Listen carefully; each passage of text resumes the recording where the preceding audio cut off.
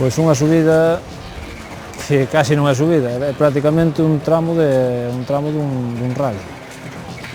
Bastante bonita, polo que corre, bonita polo que está mirando, é moi ben. Esta era unha subida pois que realmente resbalaba moitísimo o coche.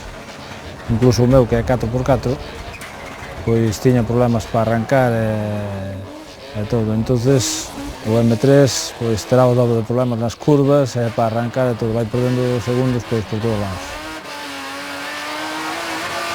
Hombre, hai subidas que se son moi limpias e bastante lisas, pois arrastran menos peso que o que leva os diferenciales deste coche. Entón ten unhas ventaxas, pero ten outros inconvenientes, como o peso, por exemplo.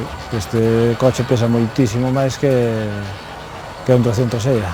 Hoxe, para o M3, é unha subida bastante mala. Realmente conducir un M3 por aí arriba nunha subida como esta é bastante difícil.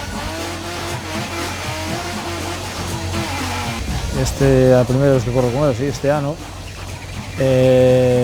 cometí un error en cada pasada, que foi un error de cambio, que me fixo perder bastante tempo, porque en Grupo B temos permitido outras reformas, que como poñer portas de poliéster ou de fibra de carbono, cambiar os cristales por outros cristales de plástico menos pesados, sacar faros, permítenos a mellor rebaixar uns 80 ou 90 kg de coche.